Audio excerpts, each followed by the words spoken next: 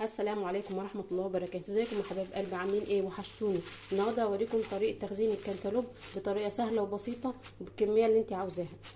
تابعوا معايا الفيديو للاخر، ما تنسيش تعملي لايك وتشتركي في القناه عشان يوصلك كل جديد.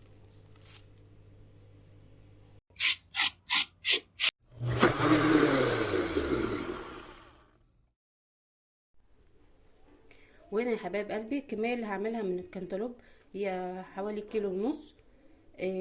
انا غسلته، هقشره.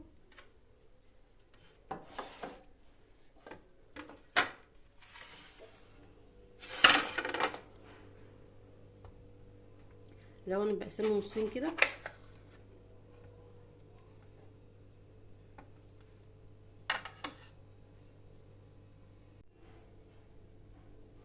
هنجيب معلقه ونشيل البذر كده اهو بكل سهوله، والتانية برضو هي.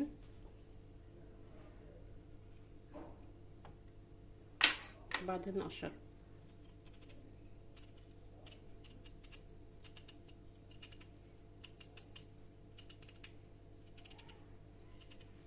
طبعا عصير الكنتالوب طعمه جميل جدا، وبرضه هيبقى مختلف شوية في رمضان عن البرتقال والفراولة، تبقى حاجة جديدة ومختلفة للأولاد.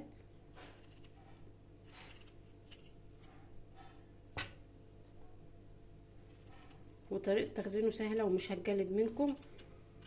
تابعوا بس معايا الفيديو وانتوا هتشوفوا ازاي طريقتي في التخزين بتاعته، وبتطلع جميلة كأنك لسه شارياه ولسه عاملاه دلوقتي، مش باين عليه خالص ان انت مخزناه.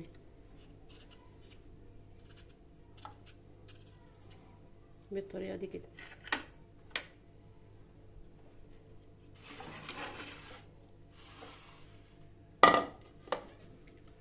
عايزة تقطعيه كده مفيش مشكلة، عايزة تقطعيه مكعبات برضو مفيش مشكلة، عادي براحتك.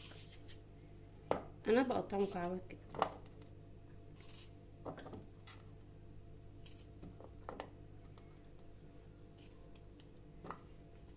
التانية برضو هي.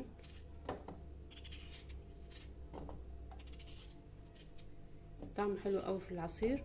وكمان في طريقة تانية هبقى اقول لكم عليها لعصير الكنتالوب.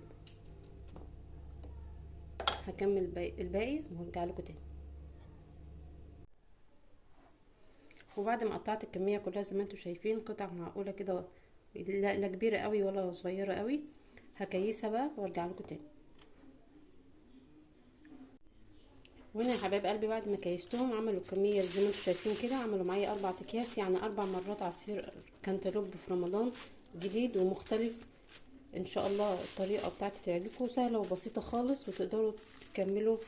عايزين تزودوا كمية براحتكم. انا بعمل بكميات معقولة علشان يبقى فيه اختلاف وكل يوم يشربوا عصير مختلف. اتمنى يكون الفيديو عجبكم، متنسوش تعملوا لايك وتشتركوا في القناة عشان يوصل لكم مني كل جديد.